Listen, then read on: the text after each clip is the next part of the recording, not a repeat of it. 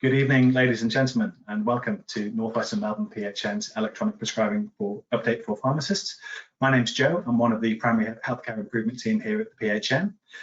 Just before we get started, I'd like to take a moment to acknowledge the traditional owners of the land in which our community takes place, the peoples of the Kulin Nation, and express a heartfelt respect to their elders past, present, and emerging.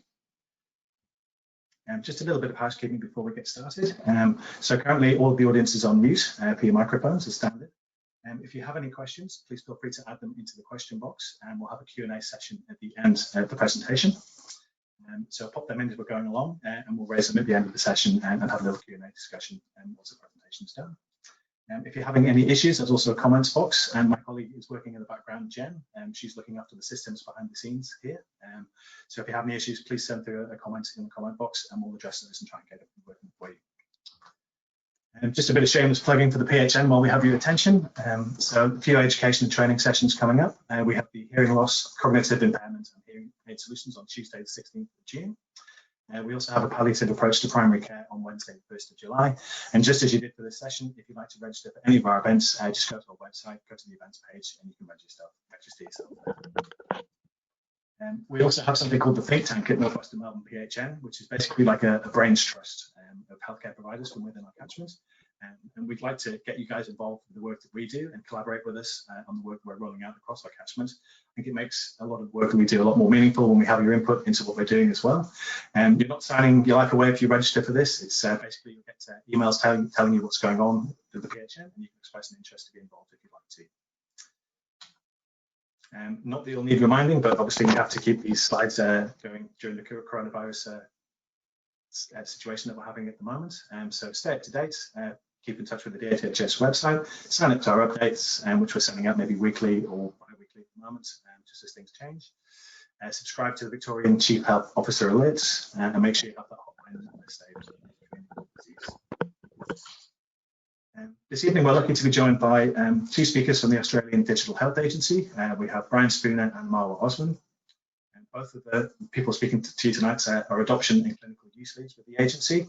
And as you can see from their bios here, between the two of them, they have about 30 years experience in pharmacy and a real passion for digital health as well. So I think we're certainly in safe hands tonight. First up, I think, is Brian. So Brian, are you there? Yes, I can hear you, Joe. Great. Are you able to share your screen, your camera briefly, just to say hello? Yeah. Just let me know when that's coming through. So bear with me. Great. Slide starting. Hello, everyone. How are you going? Can you see me there?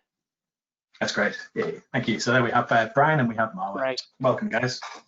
So I'll hand over to you guys now for the presentation, and then I'll join you at the end for the Q&A session. So over to you now, Brian. Thank you. Thank you, Joe, and I hope you don't mind, everyone. I'm just going to turn my camera off. I've got limited bandwidth, so apologies. And I think the important thing is that you hear and see the message rather than see my face. So please bear with me. Okay, so look, once again, many thanks, Joe, and indeed Jen, for having us along this evening, and thank you also to everyone who's dialed in and attended the session. It's a really busy time for everyone, and I completely respect and understand that. So thank you once again for taking the time to be here this evening. As Joe already mentioned, my colleague Marwa and I are both from the Australian Digital Health Agency, and we're going to run through a number of slides and key points with respect to electronic prescriptions, what you need to know, and how you can get prepared.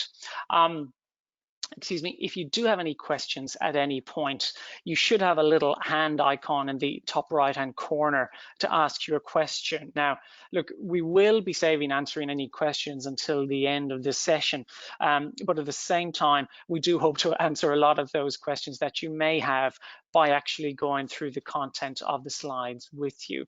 And do remember, we will make a copy of the slides available for you this evening or perhaps tomorrow sometime.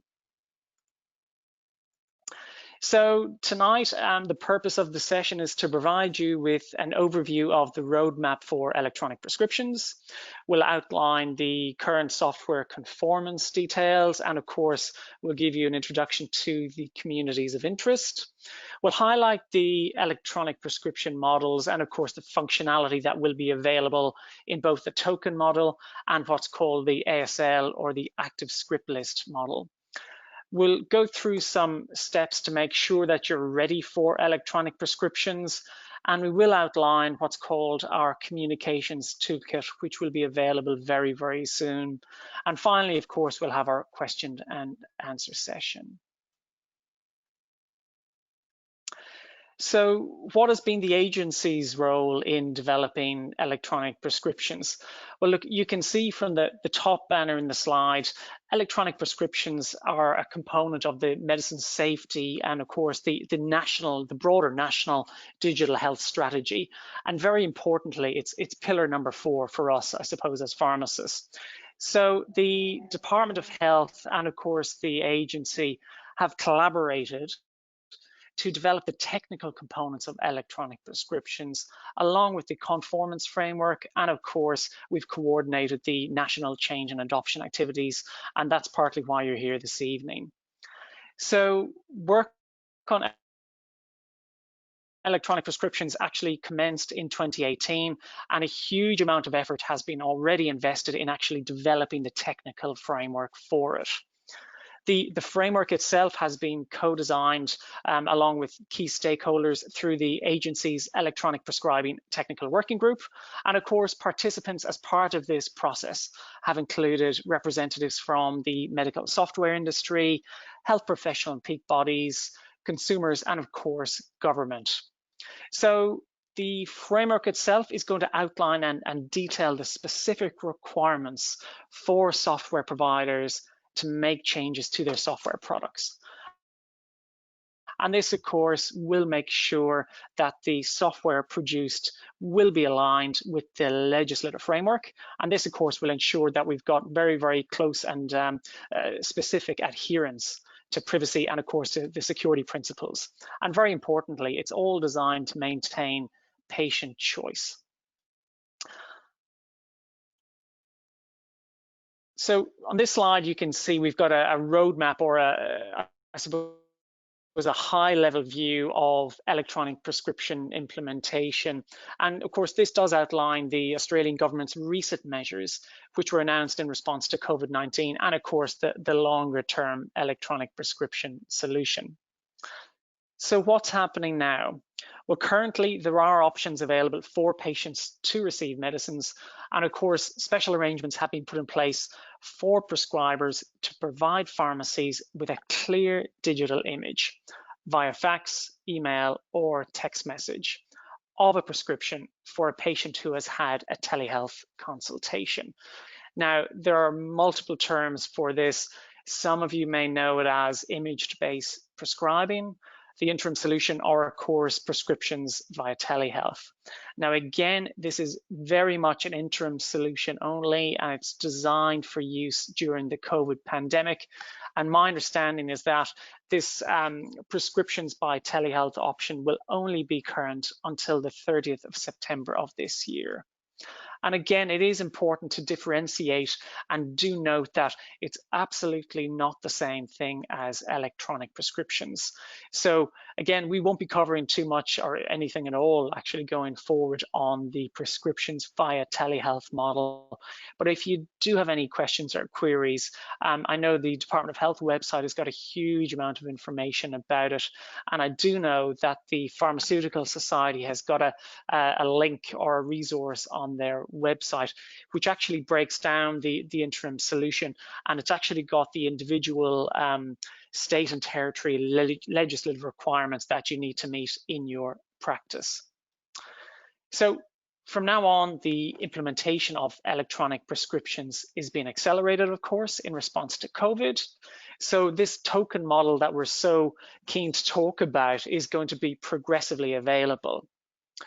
So what it means is that prescribers will be able to generate an electronic prescription, send this as a token in the form of a QR code to the patient via SMS or email.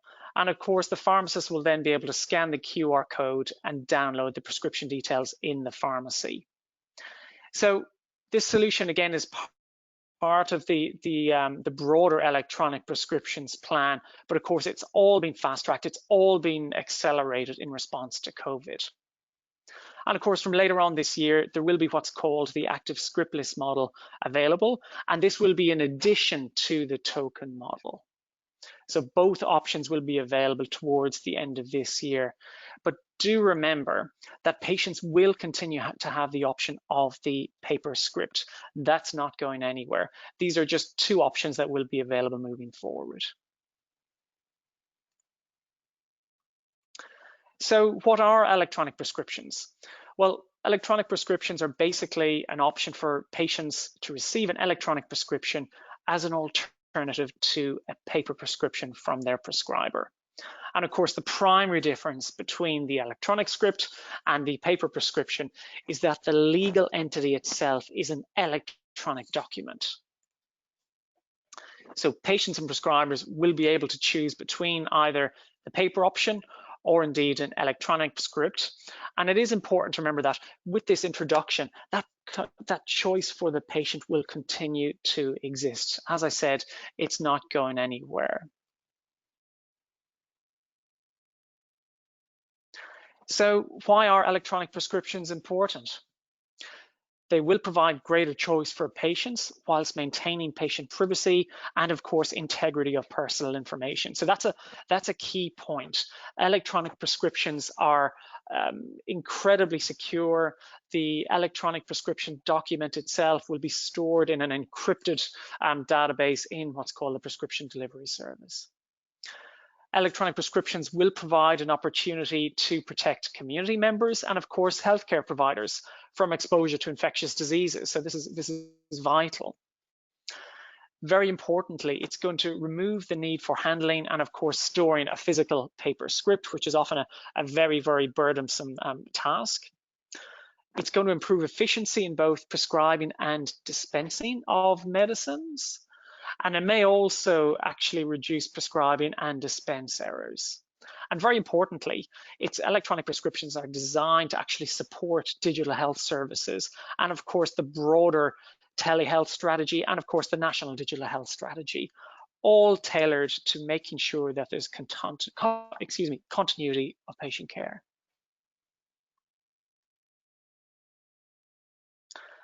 So this slide basically outlines everyone who can participate and use electronic prescriptions.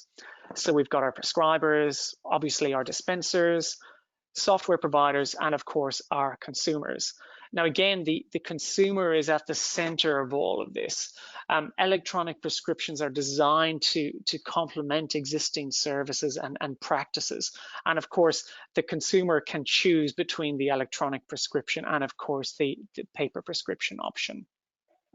But a couple of things to note, it is important that both the prescriber and the dispenser actually have the electronic prescription capability within their software for the prescribers to generate and for the pharmacist to dispense electronic prescriptions. The patient, of course, must have what's called an IHI or an individual healthcare identifier to participate. And do remember that existing paper prescriptions cannot be converted into an electronic prescription. It's purely going to be for new prescriptions moving forward.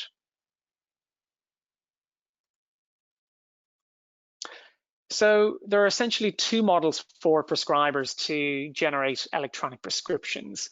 On the left, you can see there's what's called the token model, which essentially, as I've said already, involves the generation of a unique QR barcode, which the dispenser then uses to issue the medicines described in the electronic prescription.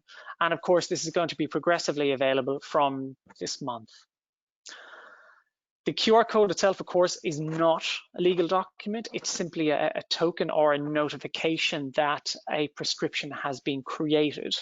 And as such, it's simply the manner in which the electronic prescription is accessed or retrieved from the prescription delivery service. So from ERX or MediSecure, whichever you have operating in your pharmacy. And of course, it is important to note that there will only be one prescription attached or included within each token.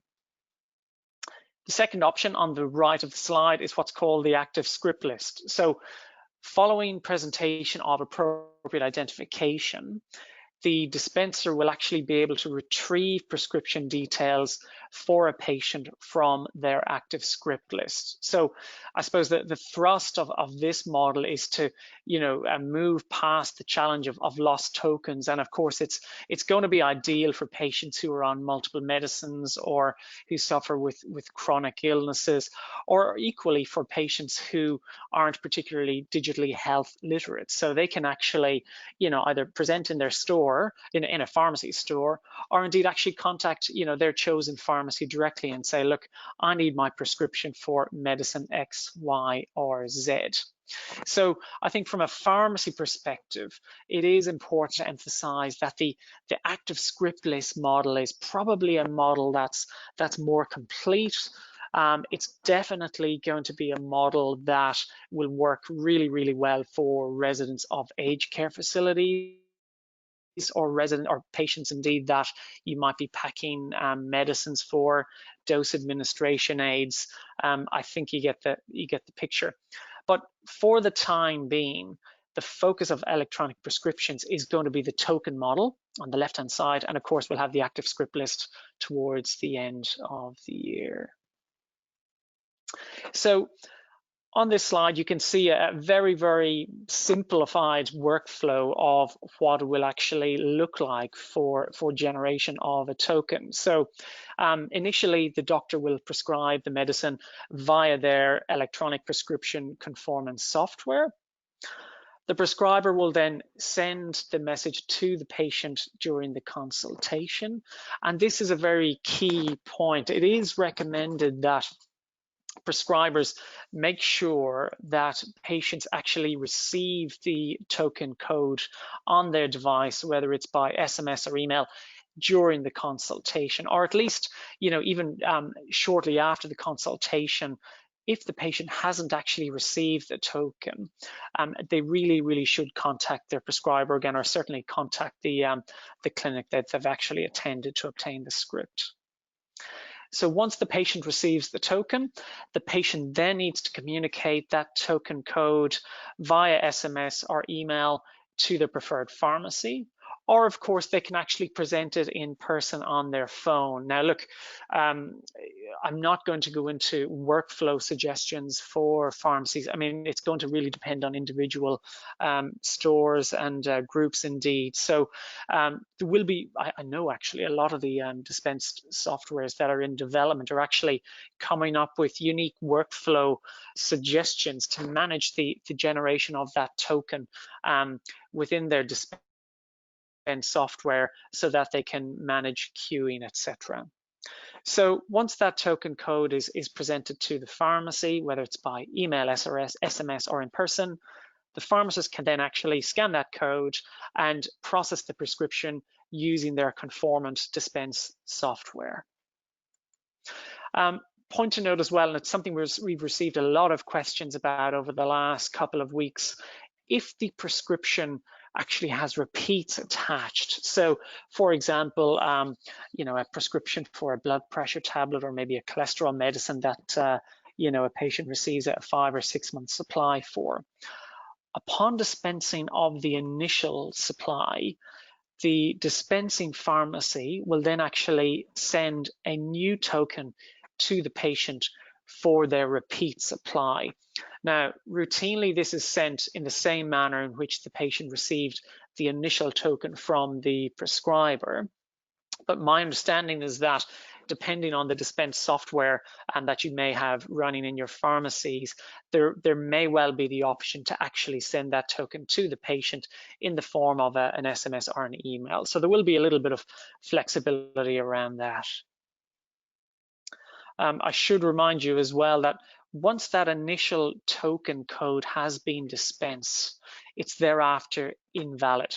So were a patient to somehow print a copy of their token on a piece of paper, or indeed try and actually present their token in 2 different pharmacies, the prescription can only actually be dispensed once. So the token will only ever retrieve the prescription from the prescription delivery service, so ERX or MediSecure, once. It cannot be redispensed. So that's that sort of security bubble or security step that's involved with electronic prescriptions.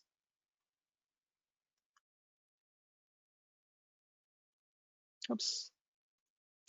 So at this point, I'll hand over to Marwa. Marwa, thank you.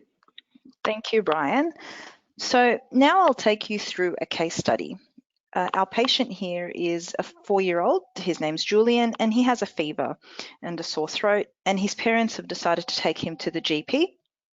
The doctors made a clinical assessment and asked the parents if they would like to receive a prescription for Julian's antibiotic as an electronic script instead of a paper script, because she's aware that the pharmacy around the corner can now accept them. The parents agree, and so the doctor sends a token for Julian's script to his mum via SMS. On the way out, they visit the pharmacy. Julian's mum provides the pharmacy the QR code from her mobile device at the scripts-in counter, and the token is scanned. The pharmacy staff are able to confirm Julian's details and his medical history, as well as allergies, which is what normally happens with a paper prescription. The pharmacist is then able to dispense the antibiotic, and the parents collect the medication once it's ready.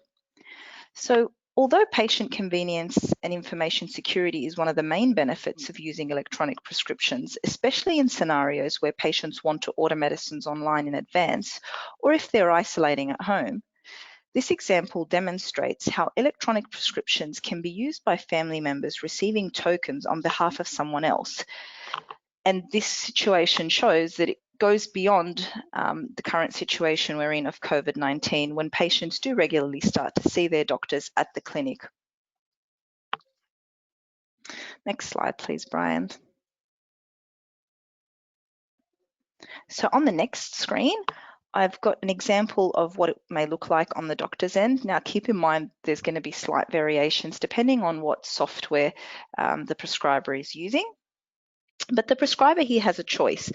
Would they like to issue a paper prescription or an electronic script via SMS? As you can see that the patient's regular contact detail is there, so they've got the choice to choose their regular SMS number, or they've got an SMS other, which is if the patient, for example, would prefer to send it on to a carer, for example. And then below that, if they would prefer to email the regular email that's on file, or as a one-off, this alternative email that may perhaps also be for a carer.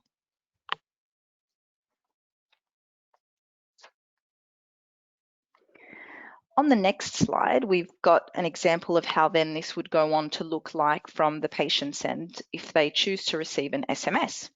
So they'll receive your prescription SMS that will open up to this hyperlink. And the hyperlink is connected. So once they click on that hyperlink, they do need internet access to then access that QR code, which would open up and you see that final image on the screen.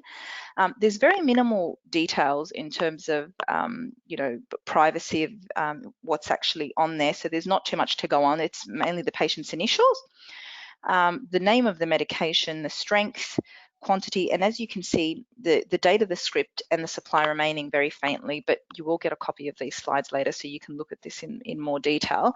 And as you can see also that below the QR code is actually the code itself. So say your scanner wasn't working, you could actually type in that code into your system and it would have the same effect, the QR code scanning, of course, being a lot quicker. Then on the next slide, we've got an example of what would happen if the patient were to choose receiving the token by email instead of SMS. So as you can see there, it opens up, again, there's a hyperlink, they click on that and you can see an evidence of prescription because as Brian mentioned earlier, the token itself is not the legal script, it is simply an evidence that a prescription exists. Then we continue on and it shows us what how this would present to a pharmacy. So for example, the patient's presenting with the QR code on their mobile phone. This can then be scanned at the pharmacy scripting counter and added to the pharmacy workflow queue. As Brian mentioned, the QR code can only be scanned once, and then it becomes obsolete. And so there's no chance of the script accidentally being dispensed twice at two different locations, for example. Now we're going to go through a few scenarios that we often get asked doing these sessions. So one of the most common questions we get is the patient's unable to receive a token because they don't have a smartphone, for example. You know, some of the elderly fall into this category. And the solution to that is, first of all, keep in mind that a paper prescription is still available, so they don't have to use an electronic script if they don't feel comfortable doing so. But if they choose to use an electronic prescription, there's certainly no issue in actually giving a carer's contact details, who then the token can be forwarded on to their carer, who can then have that prescription dispensed on their behalf at the pharmacy of their choosing. So what happens if the token is sent to the wrong number or email? So this is why we recommend that it's best that the prescriber, before ending the consultation, whether in person at the clinic or via telehealth, to confirm that that token has been received, so that they've still got the patient and they can rectify it then and there. But if the consultation has ended, the patient would need to contact the prescriber and let them know that they haven't received it, at which point they'd need to check the information in the system and check, you know, was it sent to the wrong number? If so, the prescriber would need to delete that prescription and accordingly that token. By cancelling that prescription, that token becomes invalid. So even if the person who received that incorrectly were to present it to a pharmacy, they would get a message that this prescription is no longer valid. The doctor would then need to reissue a new token and send that to the correct phone number. So what about repeat prescriptions?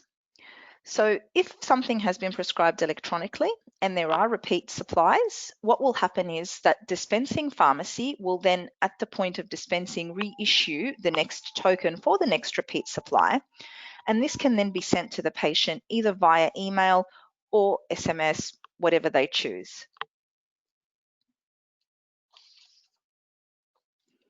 On the next slide, we've got some examples of what it may look like from the patient's end if the prescription is not valid for dispensing. So as you can see in all three of these images, there's no QR code. So there's the hyperlink, the patient's clicked it, but what comes up is a message of what was there, but there's no QR code anymore, and that's because it can't be dispensed. In the first situation, you can see that amoxil's been prescribed and there's 2 supplies remaining, but that script has expired. So that QR code is no longer valid. And in the second example, you see that there's, again, amoxil with 2 supplies remaining, but the supply has already been dispensed. So the patient can look through their phone to find the newer token for that last remaining supply. And in the last case, the prescriber has chosen to cease this medication. So for example, after prescribing, they've realized that the patient is perhaps allergic to amoxicillin, and they've issued a prescription for something else and they no longer want this one, so they cancel that script, and so it cancels the remaining supplies. So it's good that it shows the patient what the reason is, because they'll be sitting there looking, no, I had a script, where did it go? And this shows them, yes, you did, and here's the reason you don't have it anymore. So it makes it easier, because sometimes it can be difficult on the ground to explain to a patient why that's no longer there.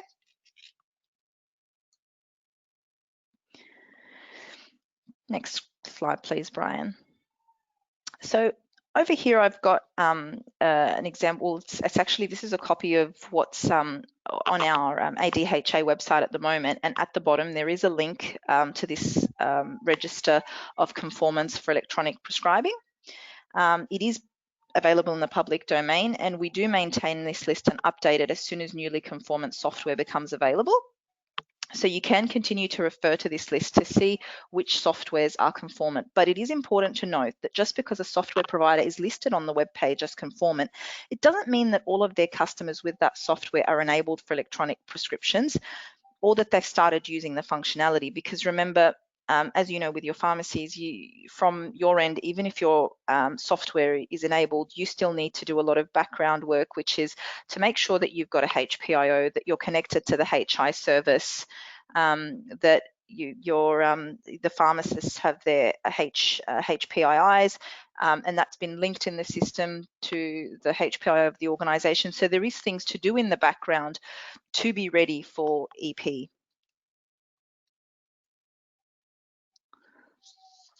Next slide, please, Brian.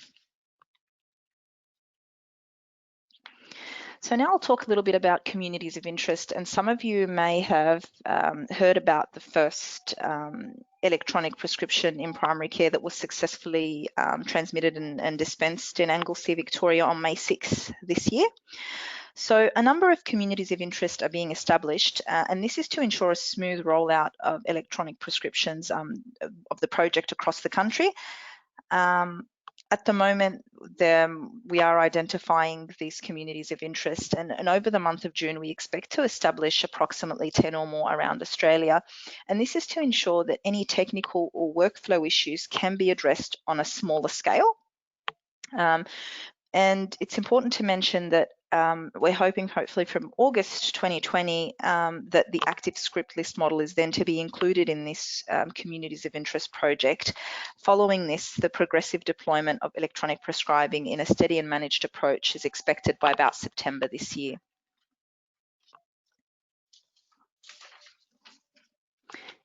In terms of communications, pharmacies and general practices are encouraged to communicate proactively with their customers when they're ready. There are a number of resources available for download or order. So these include consumer flyers, A3 posters, counter cards, email templates, and window stickers. And I've got some examples of these on the next few slides. And there's also toolkits to be supplied to stakeholders to share with their local clinicians. So PHNs will be able to order or download these resources for distribution to their providers, but you as well in your pharmacies, you can actually directly order these from the website, and the details will be passed on to the PHN. Next slide, please.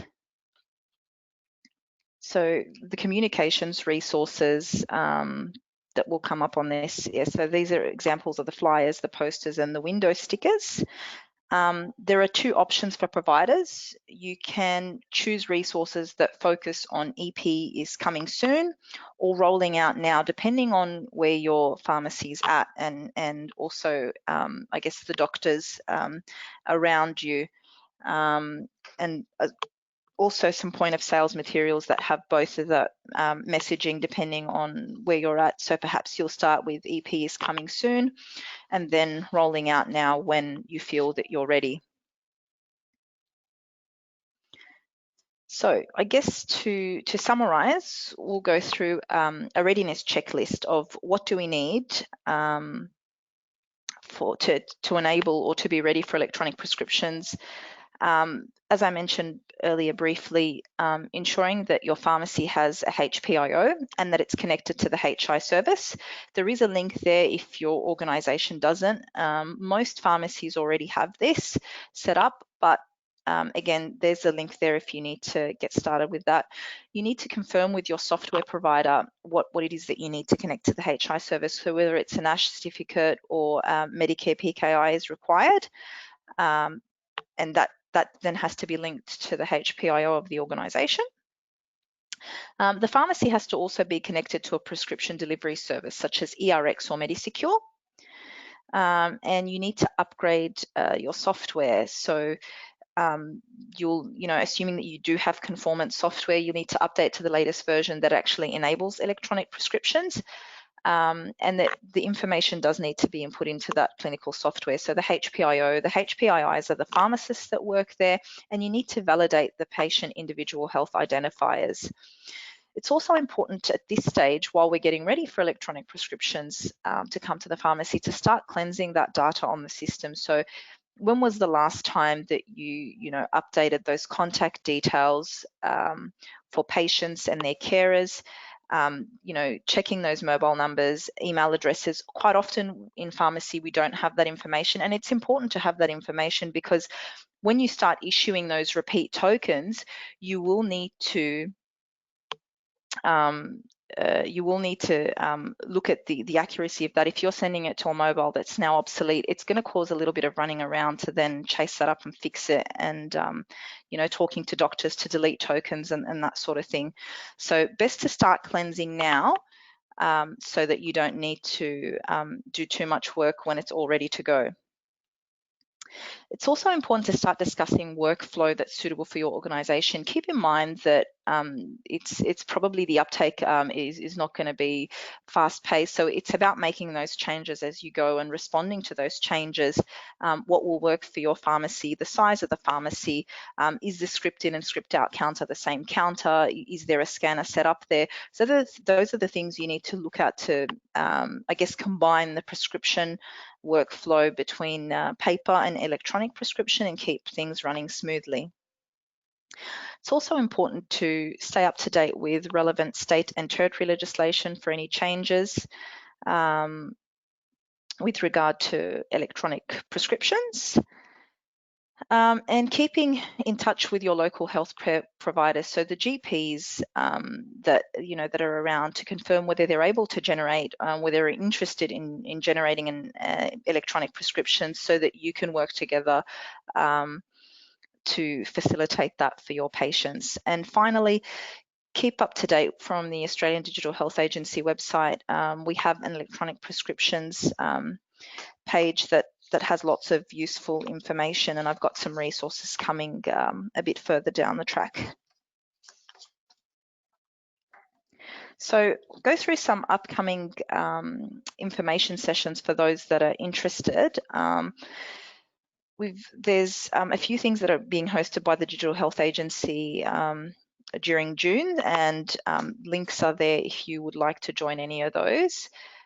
There is an update for dispensers in particular on the 24th of June, and that's the first one on the top there. You're welcome to join the others if you're interested, for nurse practitioners and for prescribers. And also the PSA has some webinars, again, link to register is there on the 17th and 24th of June. And RACGP has an on-demand webinar that's available throughout the month of June. So I'll go through some resources that I briefly mentioned earlier. There's the ADHA has an electronic prescriptions webpage, and there's actually links for prescriber and dispenser, so information for both prescribers and dispensers, a list of frequently asked questions, which we update regularly from questions that we gather from these presentations. It's a useful starting point to answer those questions that continuously come up.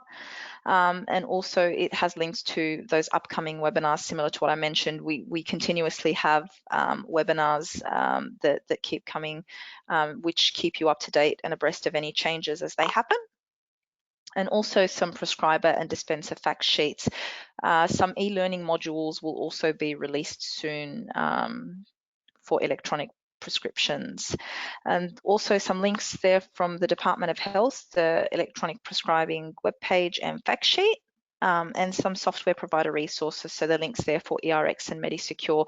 ERX has a great video actually on there about the concept behind electronic prescriptions. So this brings me to the end of the presentation, and I'll hand back now so that we can go through some questions. Great. Thanks, Marwa. Thanks, Brian. That was a great presentation. We have had a few questions come through, but I would still encourage everybody to send them through. Just pop them into the question box if you have any, please. So first up, I'll put this one to Brian, if you like first. What happens if a patient deletes a token from their device, Brian?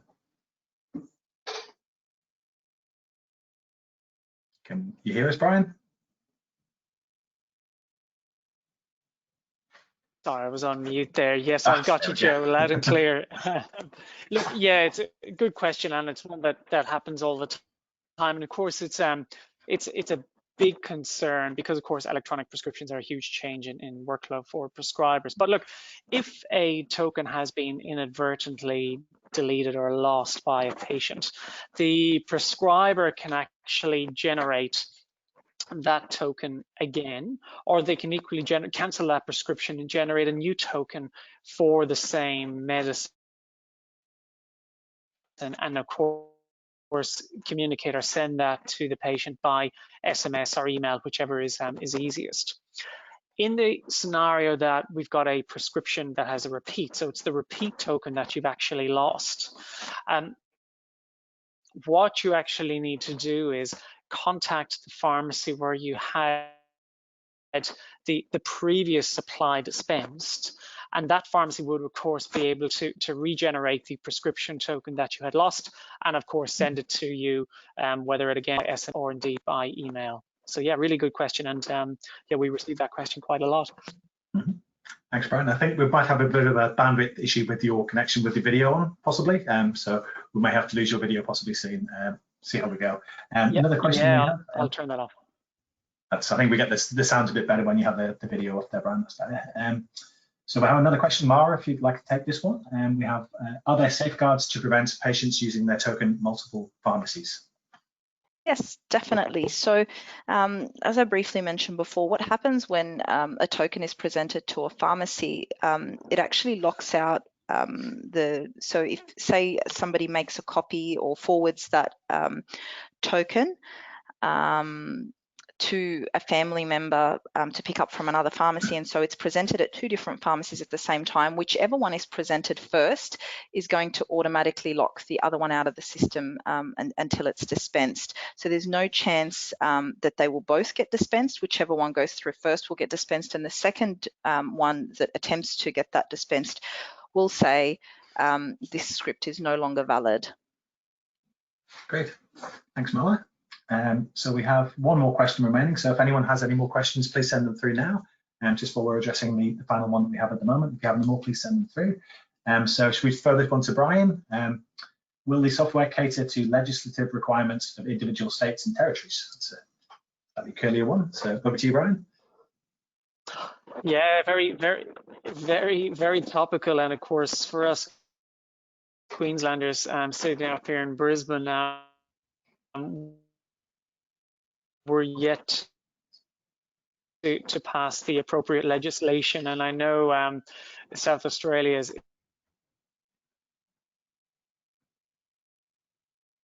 is currently a work in progress. I think we're having some connectivity issues with Brian. Marwa, are you able to?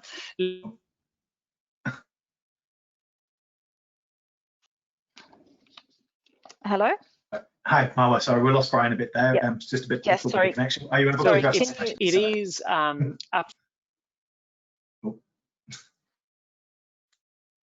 Brian, we're losing him. Sorry, if you could repeat that question, I'm happy to answer it. Sure, I will do.